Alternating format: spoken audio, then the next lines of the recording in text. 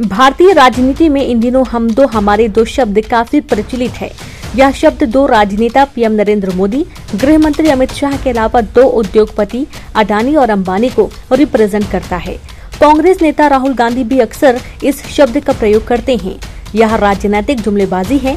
सच यह है कि इन दो उद्योगपतियों के लिए भाजपा ही नहीं, कांग्रेस की राज्य सरकारें भी नतमस्तक हैं। मध्य प्रदेश के पूर्व मुख्यमंत्री कमलनाथ जब केंद्र में मंत्री थे, तब छिंदवाड़ा के सांसद रहते हुए उन्होंने एनटीपीसी का एक थर्मल पावर अडानी के सुपुर्द कर दिया, जिसकी लड़ाई वहां के किसान अभी तक लड़ रहे हैं।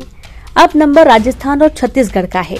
यहाँ की सरकारें भी अडानी के सामने शीर्षासन कर रही हैं और छत्तीसगढ़ के आदिवासी आंदोलन। मामला हसदेव अरण्य में परसा कोल ब्लॉक का है।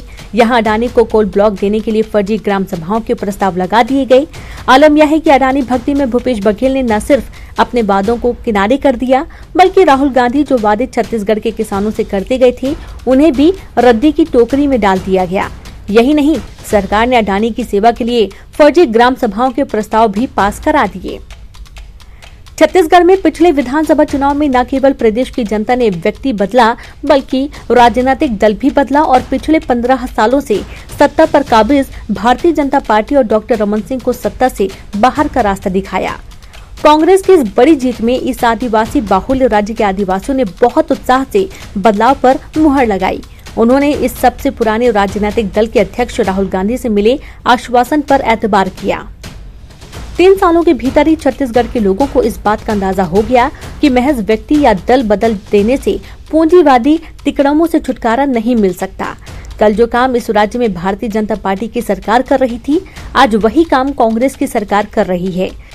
दरअसल 21 अक्टूबर 2021 को भारत सरकार के वन, पर्यावरण एवं जलवायु परिवर्तन मंत्रालय ने 5वीं अनुसूचित क्षेत्र में स्थित मध्य भारत के फेफड़े कहे जाने वाले हसदेव अरण्य में परसा कोयला खदान के लिए दूसरे चरण की वन स्वीकृति दिए जाने के संबंध में एक अनुमति पत्र जारी किया है। यह कोयला खदान राजस्थान राज्य विद्युत निगम को आवंटित किया गया था, जिसके संचालन के लिए अडानी की कंपनी के साथ राजस्थान सरकार ने अनुबंध किया है।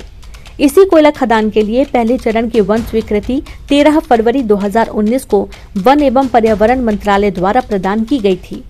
इस स्वीकृति के बाद इन गांवों की ग्राम सभाओं को यह जानकारी हुई कि उनकी ही ग्राम सभाओं के फर्जी प्रस्ताव बनाकर यह स्वीकृति हासिल की गई है। तभी से न केवल उन गांवों की ग्राम सभाएं, बल्कि पूरे हसदेव अरण्य की ग्राम सभाएं राज्य सरकार और भारत सरकार के वन एवं मंत्रालय से इन फर्जी प्रस्तावों की जांच कराने की मांग कर रही है। अभी महज कुछ दिन ही बीते हैं जब हसदेव अरण्य क्षेत्र से 300 लोगों ने प्रदेश की राजधानी रायपुर तक की 330 किलोमीटर पदयात्रा की है। इस पदयात्रा को व्यापक जन समर्थन मिला है। राजधानी रायपुर में जब पदयात्रा का समापन हुआ, तब इन पदयात्रियों से न केवल प्रदेश सरकार में पंचायती राज मंत्री श्री टीएस सिंहदेव से मुलाकात की, बल्कि प्रदेश के राज्यपाल सुश्री अनुसुईया उइके ने बेहद गर्मजोशी और सहज संवेदनशीलता के साथ उन्हें राजभवन में आमंत्रित किया। यह पूरा क्षेत्र संविधान की 5वीं अनुसूची के दायरे में आता है। अतः इस क्षेत्र को लेकर राज्यपाल की भूमिका संवैधानिक रूप से अभिभावक की होती है, जिसके बारे में राज्यपाल ने उन्हें आश्वस्त किया कि वो प्रदेश सरकार से इस बारे में बात करेंगी और जैव विविधता और वन्य जीवों के इस नैसर्गिक पर्यावास सघन जंगल को तबाही से बचाएंगी। प्रदेश के मुख्यमंत्री भूपेश बघेल ने पहले इस पदयात्रा को न केवल नजरअंदाज किया, बल्कि बेतुका बयान भी दिया कि उन्हें इसकी जानकारी नहीं है और उन्हें पदयात्रियों की तरफ से मुलाकात का कोई प्रस्ताव नहीं मिला। चौतरफा किरकिरी होने के बाद अंततः मुख्यमंत्री ने अपने निवास कार्यालय में इन सत्याग्रहियों को मिलने के लिए आमंत्रित किया। हसदेव अरण्य बचाओ संघर्ष समिति के नेताओं का कहना है कि मुख्यमंत्री किसी राजा की तरह मिले। उनका सिंहासन भी इतना ऊंचा था, जबकि राज्यपाल मैडम ने साथ में बराबरी से बैठकर हमसे बात की। इस मुलाकात में प्रमुख मुद्दा और मांग यह थी कि हसदेव अरण्य को बचाने के लिए परसा कोयला खदान को रद्द किया जाना जरूरी है। इसे रद्द किए जाने की सबसे बड़ी वजह यही है कि यह ग्राम सभाओं के फर्जी प्रस्तावों पर आधारित है, जिसे लेकर हसदेव अरण्य क्षेत्र की समस्त ग्राम सभाएं लंबे समय से आंदोलनरत हैं। बता दें कि किसी भी गैर वाणिज्यिक उद्देश्य के लिए अगर वन भूमि का उपयोग परिवर्तन करना हो तो 2008 के बाद यह आवश्यक हो गया है कि उस वन भूमि पर लागू वन अधिकार मान्यता कानून 2006 के तहत सभी दावेदारों को उनके अधिकार दे दिए गए हों।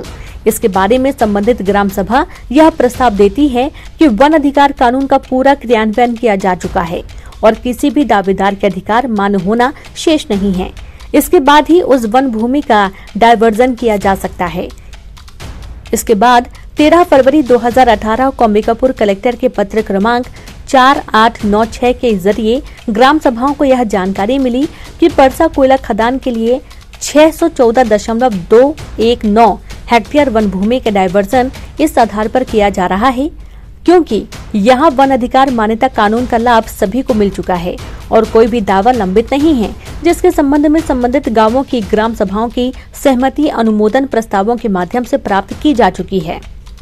इस पत्र में यह भी बताया गया है कि फतेहपुर, हरिहरपुर और साल्ही गांव में 26 जुलाई 2017, 24 जनवरी 2018 व 27 जनवरी 2018 को ग्राम सभाएं आयोजित हुईं, जिनमें इस संबंध के प्रस्ताव पारित हुए।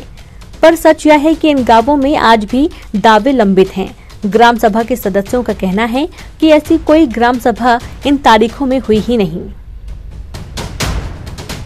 ग्रामीणों ने 14 अक्टूबर 2021 को मुख्यमंत्री को लिखित ज्ञापन देकर बताया कि ग्राम सभाएं उनके गांवों में नहीं हुई। गांव का कोई भी व्यक्ति इनमें शामिल नहीं हुआ। ग्रामीणों ने लिखित में यह आरोप भी लगाया कि ये ग्राम सभा प्रस्ताव उदयपुर तहसील के गेस्ट हाउस में प्रशासनिक मिलीभगत से सरपंचों पर दबाव बनाकर जबरन तैयार करवाए गए। ग्रामीणों का कहना है कि 2016-17 में किए गए वन अधिकार के दावे आज भी लंबित हैं और जो दावे 2020 में किए व्यक्तिगत वन अधिकार के दावों की सत्यापन और मान्यता की कार्यवाही अभी चल रही है।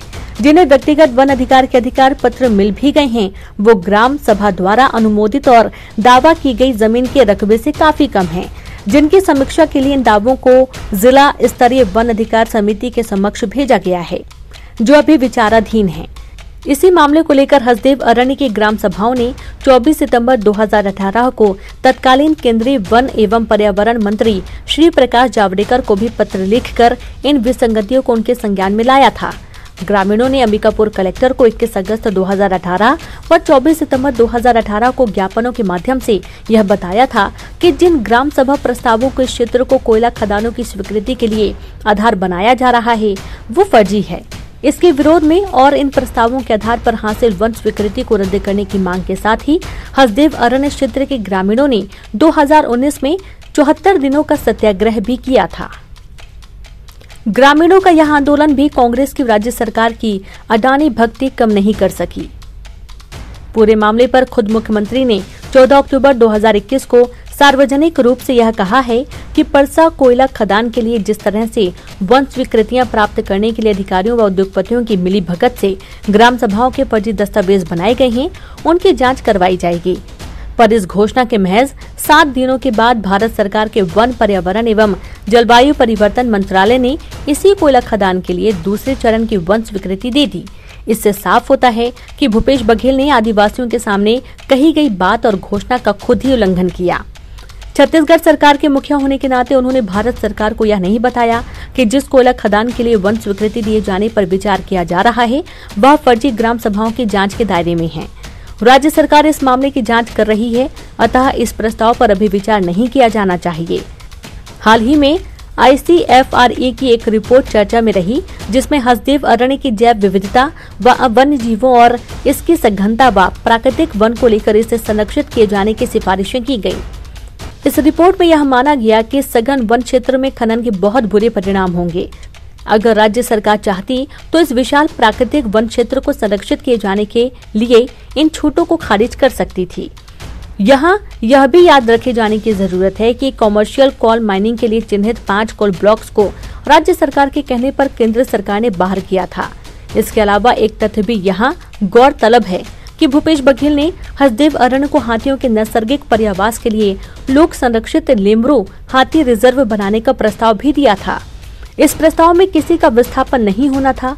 इस प्रस्ताव पर ग्राम सभाओं से सहमतियां मांगी गई थी, जो इन गांवों की ग्राम सभाओं ने दी भी थी। अगर यह हाथी रिजर्व वाकई बनता तो यह पर्यावरण के क्षरण और विनाश की चुनौती से जूझती दुनिया के लिए एक नजीर होता, जिसकी बुनियाद सह अस्तित्व पर टिकी होती। लेकिन यहाँ भी खुद भूपेश बघेल अडानी के सामने नतमस्तक होते दिखे और अपने ही प्रस्ताव को रद्दी की टोकरी में डाल दिया। वेब अखबार की रिपोर्ट।